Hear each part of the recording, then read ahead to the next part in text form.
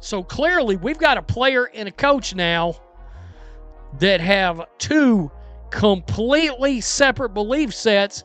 And look, Stephanie White was angry when she made those comments. So you can bet one thing, I'm going to be watching and paying attention to Sophie Cunningham's minutes.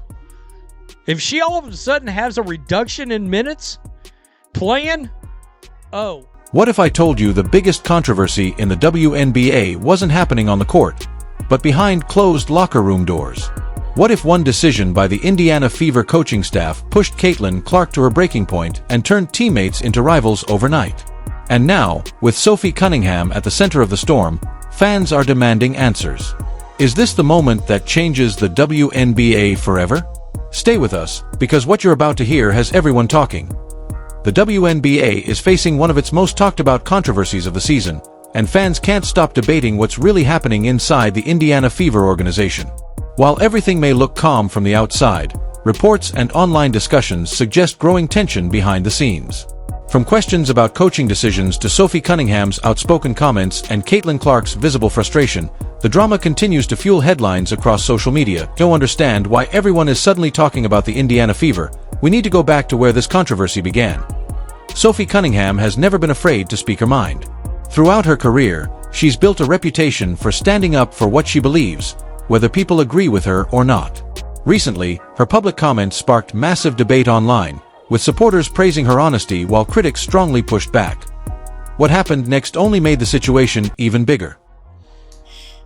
Sophie Cunningham says, the article says, you say she's a MAGA Barbie. As some corners of the internet have taken to calling her, projection, she says, because of what she looks like and where she's from. She'll weigh in on how to, quote, protect women's sports, she says, because she's in that world and feels qualified to speak to that world. Quote, I got a lot of negative feedback about me hating trans, and I'm like, I never once said that, she says. I think that I'm here to extend love, but I also think with that love is truth, being honest. And I want to protect young girls in the locker room or young girls in sport who shouldn't have to go against biological men. Now, prior to yesterday's game, the Indiana Fever media, they flooded Sophie Cunningham. Apologize, Sophie, apologize! How dare you!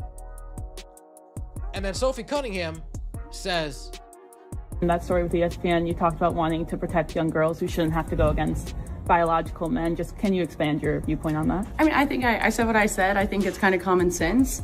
And I think I'll always believe in that. I think it's really important to protect children. Almost immediately, social media exploded. Millions of fans began sharing clips of Cunningham's comments, turning her into one of the biggest trending topics in women's basketball.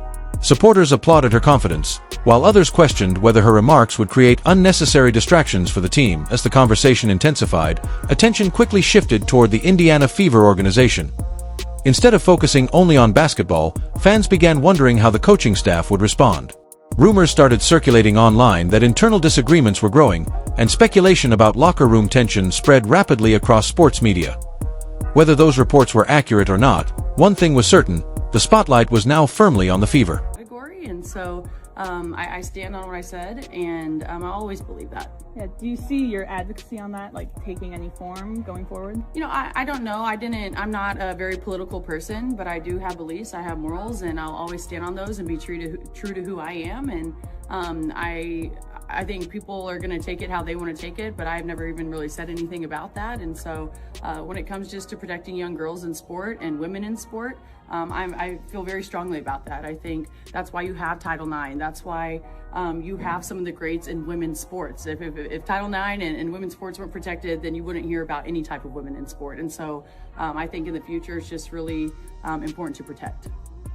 Do you think, I guess along the line like that, it goes against perhaps, some people might say, hey, for the trans community, this could be something that could come back on us or be targeted against us. Like, how do you, I guess, view that sort of critique?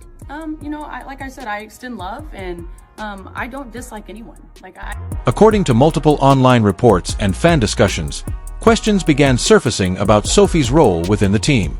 Some speculated that changes in playing time or coaching decisions could become part of the story, although no official confirmation supported many of those claims. Still, the rumors refused to disappear.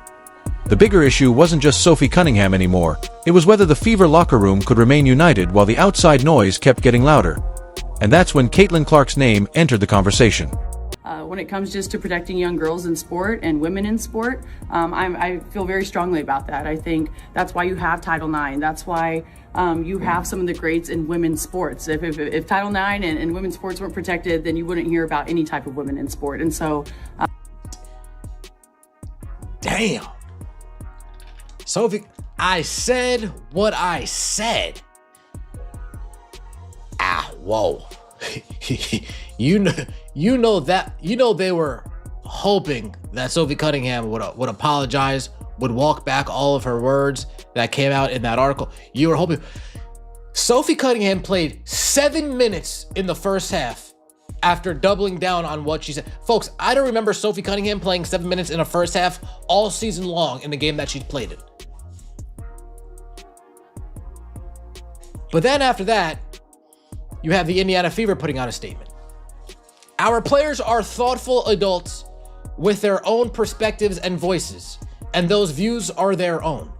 We are committed to welcoming fans from every background and treating everyone with respect. And that's what got... As the controversy continued growing, the debate reached far beyond basketball fans.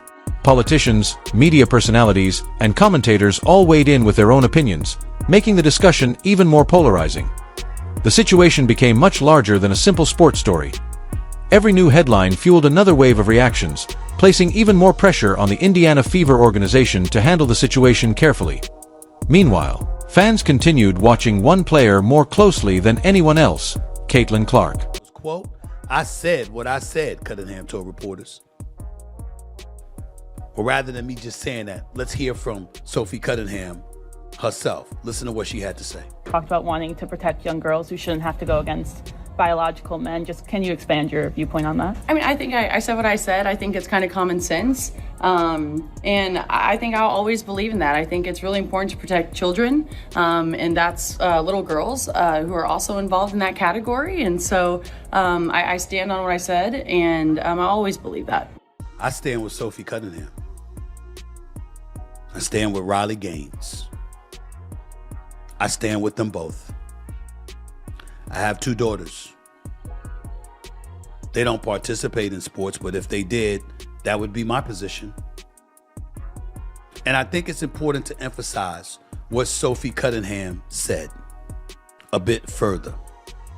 She said, I think I'll always believe that. I think it's really important to protect children and that little girls who are also involved in that category. So I stand on what I said, and I will always believe that.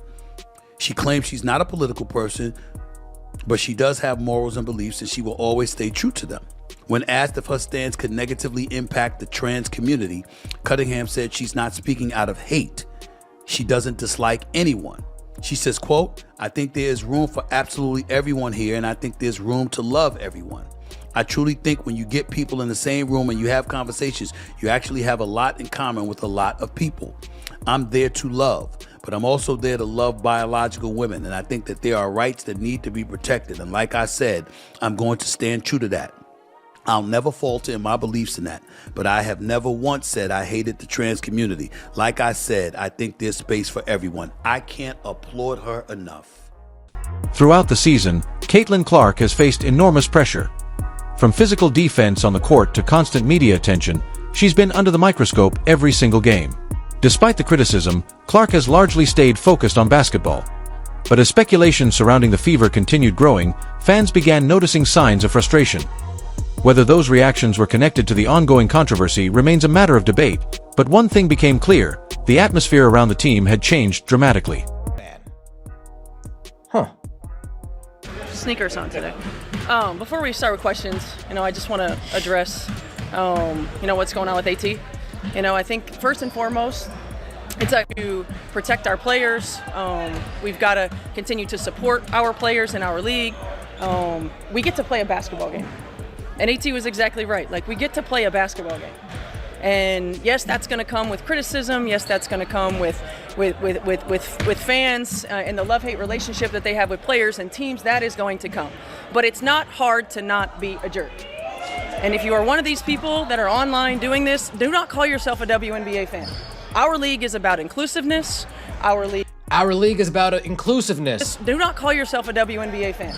Our league is about inclusiveness. Our league is about competition. Our league is about competition.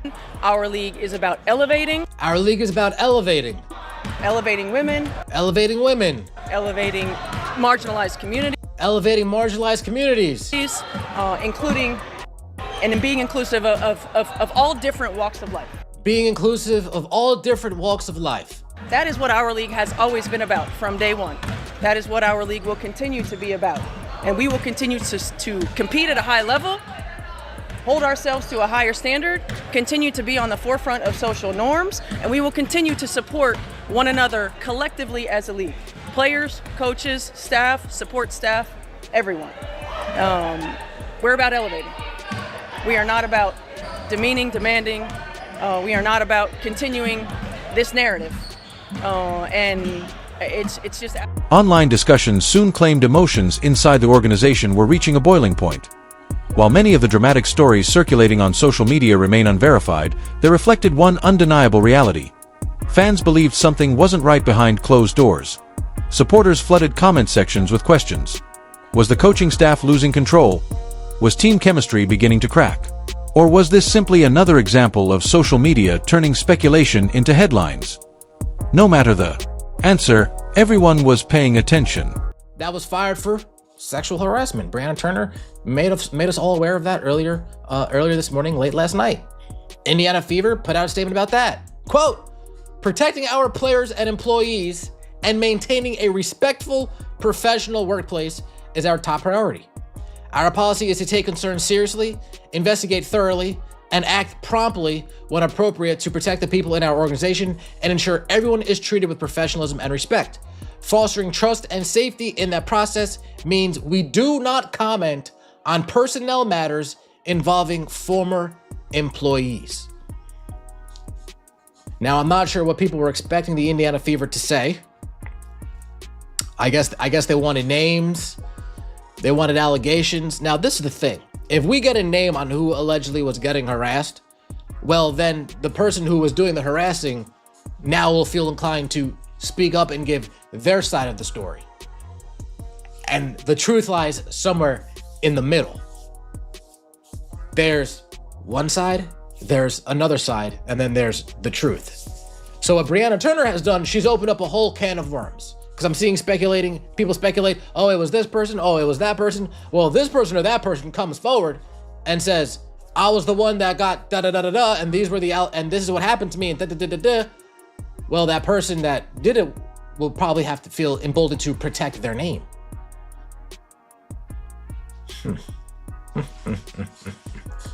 Interesting. The Indiana Fever responded quite quickly to the Sophie Cunningham. They responded within 24 hours to the Sophie Cunningham statement, and they responded within 12 hours to the Breonna Turner statement. Let me know your thoughts. Now the biggest question remains. Can the Indiana Fever move past the controversy and focus on winning basketball games, or will the constant drama continue to overshadow one of the league's most exciting teams? With Caitlin Clark, Sophie Cunningham, and the Fever remaining at the center of national attention, every decision from this point forward will be watched more closely than ever. What do you think? Are fans reading too much into the situation, or is there really something happening behind the scenes? Share your opinion in the comments below. And if you enjoy the latest WNBA news, updates, and trending stories, don't forget to like this video, subscribe to the channel, and turn on notifications so you never miss our next update.